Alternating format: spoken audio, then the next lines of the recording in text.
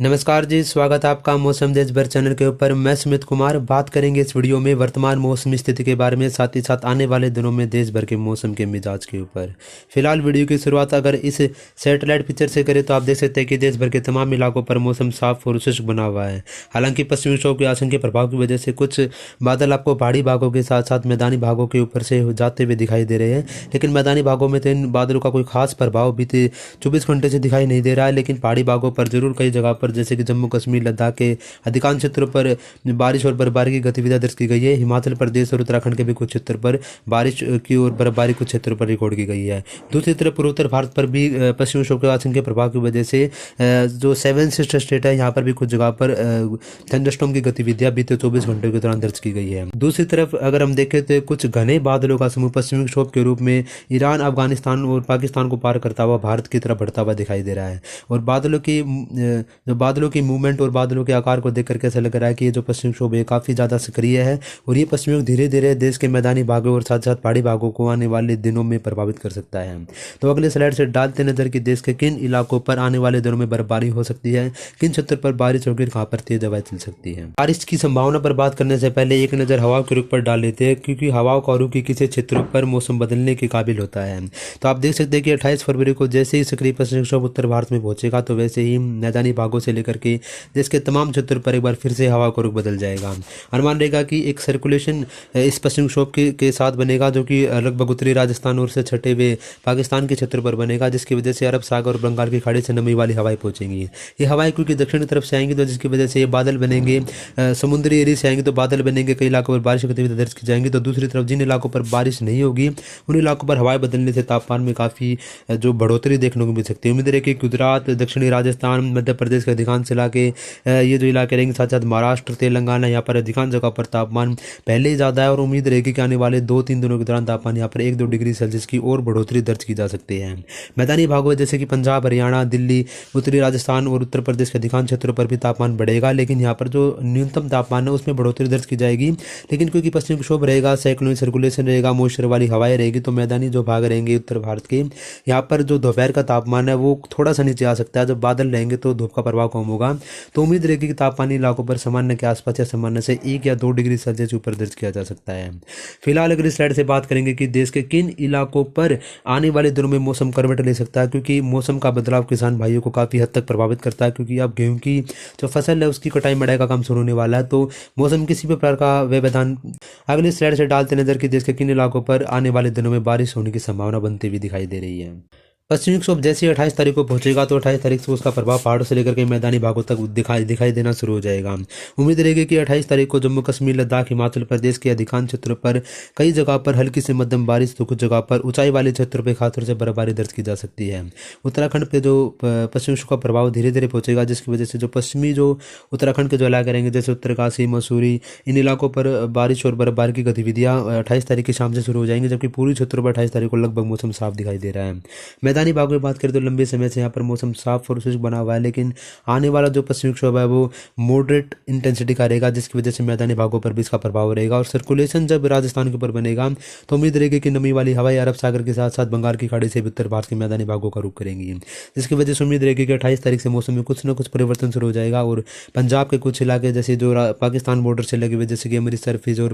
फिरोजपुर, बठिंडा, इन इलाकों में, साथ ही साथ राजस्थान में गंगानगर, चूरू, बीकानेर के आसपास के क्षेत्रों पर बादल पहुंच सकते हैं और कुछ जगह पर हल्की बारिश या बूंदाबांदी की संभावना बन सकती है। हरियाणा की बात करें तो हरियाणा में कोई खास मौसमी गतिविधि 28 तारीख को संभावित नहीं रहेगी, लेकिन 28 तारीख की शाम होते होते या रात होते हरियाणा के जो पश्चिमी जो क्षेत्र रहेंगे, जैसे कि सिरसा, हिसार और जो उत्तरी जो इलाके रहेंगे, जैसे कि पंचकुला, यमुनानगर, करनाल, अंबाला, यहाँ पर बादल पहुंच सकते हैं और 1-2 जगह पर बूंदाबांदी की संभावना 28 फरवरी को यहाँ पर भी बनती हुई दिखाई दे रही है। राजधानी दिल्ली में कोई खास मौसमी परिवर्तन नहीं रहेगा, हवाएं बदलेंगी तो तापमान बढ़ेगा, थोड़े बहुत बादल आसमान में जरूर राजधानी दिल्ली में 28 फरवरी को दिखाई दे सकते हैं। जबकि रेस्ट ऑफ कंट्री की बात करें तो इस दौरान कोई खास मौसमी गतिविधियां नहीं होंगी। हालांकि पश्चिमी विक्षोभ का प्रभाव जैसे जैसे आगे बढ़ता है, पीछे वाले पश्चिमी विक्षोभ का प्रभाव आगे बढ़ेगा तो अरुणाचल प्रदेश के क्षेत्र पर जरूर बूंदाबांदी हो सकती है। जबकि रेस्ट ऑफ द कंट्री में 28 फरवरी के आसपास मौसम साफ और शुष्क हमें दिखाई दे रहा है। उसके बाद 1 मार्च से अगर हम बात करें तो 1 मार्च को आप देख सकते हैं कि पश्चिम विक्षोभ जैसे जैसे आगे तरफ आएगा, सर्कुलेशन आगे तरफ पहुंचेगा, तो बर्फ सागर और बंगाल की खाड़ी से नमी वाली हवाएं देश के तमाम इलाकों पर पहुंचना शुरू होंगी, तो मैदानी भागों पर गतिविधियां अच्छी खासी हो सकती है। उम्मीद रहेगी कि 1 मार्च से लेकर के लगभग 2 मार्च तक, और सबसे ज़्यादा इंटेंसिटी रहेगी वो 1 मार्च को रहेगी। इस दौरान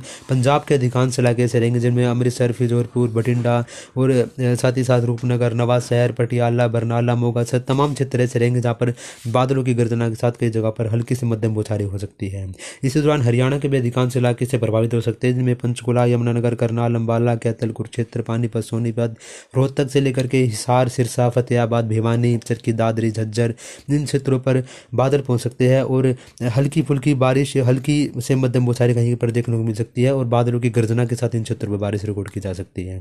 उत्तरी राजस्थान की बात करें तो यहाँ पर गंगानगर, हनुमानगढ़, चूरू से लेकर के अलवर, भरतपुर, झुंझुनू, सीकर तक यहाँ पर बादल आ सकते हैं और कुछ जगह पर बूंदाबांदी या हल्की बौछारें थोड़े समय के लिए 1 मार्च को देखने को मिल सकती है। राजधानी दिल्ली में क्योंकि क्लोज प्रोक्सिमिटी रहेगी तो 1 तारीख के आसपास यानी कि 1 तारीख की शाम को या फिर रात के आसपास राजधानी दिल्ली में भी बादल पहुंचेंगे और कुछ जगह पर मौसम में सक्रियता हमें देखने को मिल सकती है और बूंदाबांदी की संभावना राजधानी दिल्ली में बनेगी। क्योंकि एक तो सर्कुलेशन बन रहा है, साथ ही साथ टेम्परेचर अब सामान्य से ऊपर पहुंच रहे, गर्मी बढ़ रही है, अरब सागर और बंगाल की खाड़ी से नमी वाली हवाएं आ रही है, तो मौसम में अस्थिरता रहेगी, जिसकी वजह से उम्मीद रहेगी कि पंजाब, हरियाणा, दिल्ली, उत्तरी राजस्थान और साथ ही साथ कुछ पश्चिमी उत्तर प्रदेश के क्षेत्र ऐसे रहेंगे जहाँ पर 28 फरवरी से लेकर के 1 और 2 मार्च के दौरान कुछ जगह पर बादलों की गर्जना के साथ ओलावृष्टि भी देखने को मिल सकती है। ये ओलावृष्टि काफी हद तक फसलों को प्रभावित कर सकती है। हालांकि हम ये तो नहीं कह रहे कि जो ओलावृष्टि कोई बड़े पैमाने पर होगी, लेकिन फिर भी जहाँ जिस भी इलाके पे, जिस भी क्षेत्र पर ओले गिरते हैं तो इस इलाकों पर काफी हद तक फसलों को नुकसान उस दौरान देखने को मिल सकता है। फिलहाल पश्चिमी उत्तर प्रदेश के भी जो इलाके हरियाणा से सटे हुए, यहाँ पर बूंदाबांदी हो सकती है, जैसे कि मुजफ्फरनगर, शामली, मेरठ, मुरादाबाद और आगरा, अलीगढ़ के आसपास के क्षेत्र पर भी बादल पहुंच सकते हैं। बूंदाबांदी की संभावना यहाँ पर 1 से लेकर के 2 मार्च के बीच में नजर आ रही है। जबकि रेस्ट ऑफ दी कंट्री के दौरान हम देखें तो मौसम साफ और शुष्क रहेगा, टेम्परेचर बढ़ेगा, जैसे कि हमने पहले बताया आपको, गुजरात, मध्य प्रदेश, महाराष्ट्र, तेलंगाना, आंध्र प्रदेश, इन सभी क्षेत्रों में। पूर्वोत्तर भारत की बात करें तो यहाँ पर पश्चिमी विक्षोभ का आंशिक प्रभाव रहेगा, तो अरुणाचल प्रदेश के आसपास छिटपुट बूंदाबांदी की संभावना बन सकती है। जबकि दक्षिण भारत से लेकर के ज्यादातर क्षेत्रों में 28 तारीख से लेकर के लगभग 2 मार्च के दौरान मौसम साफ और शुष्क दिखाई दे रहा है। 28 से लेकर के 2 फरवरी के बीच में उत्तरी भारत के भागों पर जहां पर मौसम करवट बदलेगा, तो उसके बाद 3 तारीख को जैसे ही पश्चिमी विक्षोभ आगे तरफ निकलेगा तो पहाड़ों से लेकर के मैदानी भागों तक एक बार फिर से मौसम साफ होता हुआ दिखाई देगा। उम्मीद रहेगी कि 3 तारीख को पहाड़ों से लेकर के मैदानी भागों तक तमाम क्षेत्रों से बादल हट जाएंगे और मौसम तमाम इलाकों पर साफ हो जाएगा। इस दौरान देश के बाकी भागों की बात करें तो एज यूजुअल मौसम बना रहेगा, मतलब साफ और शुष्क मौसम बना रहेगा, गर्मी बरकरार रहेगी। पूर्वोत्तर भारत में कोई पश्चिमी विक्षोभ आगे तरफ निकलेगा तो थोड़ी बहुत बूंदाबांदी सिक्किम के साथ साथ अरुणाचल प्रदेश के क्षेत्र पर जरूर देखने को मिल सकती है। लेकिन आप इसी स्लाइड में देख सकते हैं कि एक और पश्चिमी विक्षोभ पाकिस्तान के ऊपर आपको दिखाई दे रहा है और ये सिस्टम भी धीरे धीरे देश के अंदरूनी भागों की तरफ,